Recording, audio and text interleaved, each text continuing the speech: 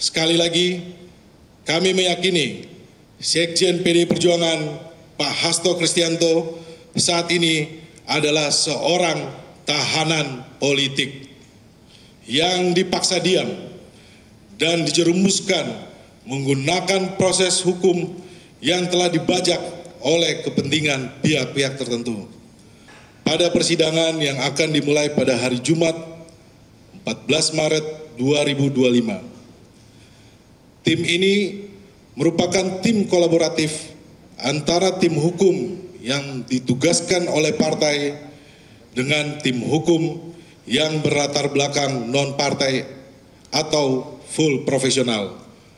Berikut saya sampaikan nama-nama tim pengacara. Pertama, Prof. Dr. Todung Mulya Lubis SH LLM sebagai koordinator tim hukum Mas Hasto Kristianto. Kedua, Dr. Magdir Ismail SH LLM. Ketiga, saya sendiri Roni Talapesi SH MH.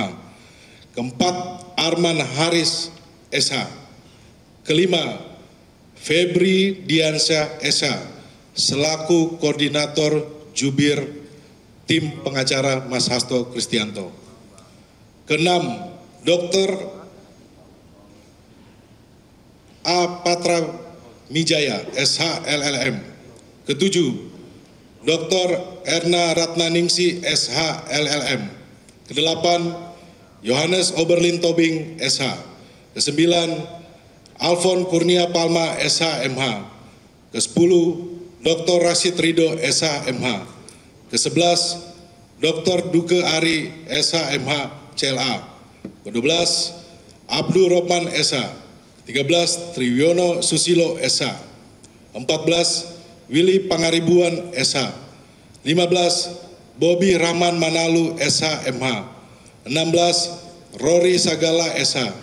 17, Anissa Eka Fitria Ismail BA Hons LLM MA SH. Ini adalah 17 tim pengacara yang akan mendampingi Pak Hasto Kristianto.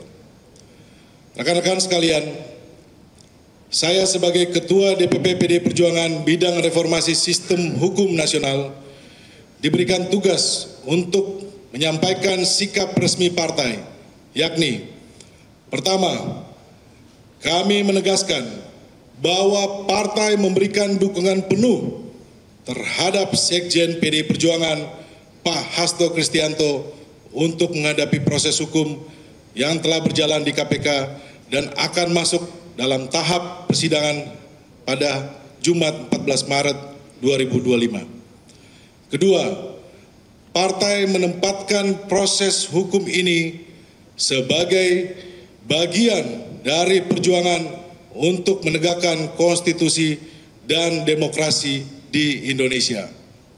Ketiga, kami meyakini proses yang sedang berjalan ini adalah bentuk pembajakan fungsi-fungsi penegakan hukum untuk kepentingan politik atau bahkan balas dendam politik atas sikap politik PDI Perjuangan dalam menegakkan aturan internal yang berujung pada pemecatan sejumlah kader partai.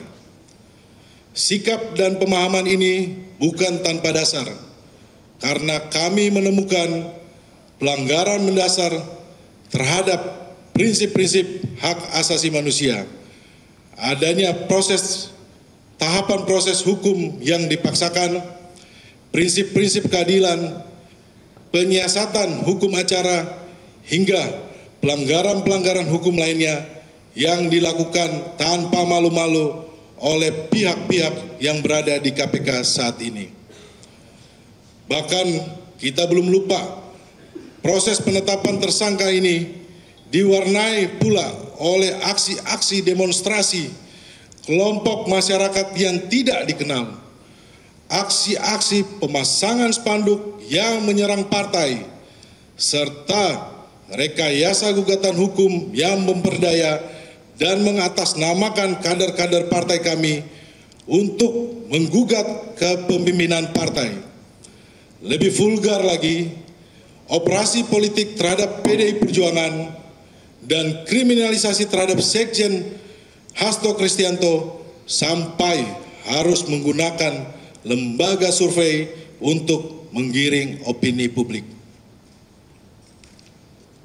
Pembajakan fungsi penegakan hukum tersebut tentu saja mencederai cita-cita ideal penegakan hukum dan khususnya pemberantasan korupsi. Praktik ini sebenarnya juga terjadi terhadap sejumlah politisi lainnya. Dan oleh karena itu, kami memilih untuk melawan praktek-praktek buruk pembajakan institusi penegakan hukum ini. Karena kami meyakini ini adalah bagian perjuangan demokrasi yang sejalan dengan nilai-nilai partai. Rekan-rekan sekalian, sekali lagi kami meyakini Sekjen PDI Perjuangan Pak Hasto Kristianto saat ini adalah seorang tahanan politik yang dipaksa diam dan dijerumuskan menggunakan proses hukum yang telah dibajak oleh kepentingan pihak-pihak tertentu. Oleh karena itu, kami mengajak semua untuk mengawal proses yang sedang berjalan saat ini. Dan secara terbuka yang akan diuji pada persidangan dimulai pada Jumat 14 Maret 2025. Berikutnya saya mempersilakan kepada tim penasihat hukum untuk menyampaikan poin-poin yang menjadi catatan masing-masing. Tempat dan waktu saya persilakan. Silakan Pak Todung Mulya Lubis. Saudara-saudara sekalian, karena saya ingin melihat KPK dalam perspektif penegakan hukum dan pemberantasan korupsi. Saya ini harus mengatakan bahwa walaupun saya bukan anggota DPR, bukan pejabat pemerintahan pada waktu itu, tapi saya ikut wacana mendorong dibentuknya KPK.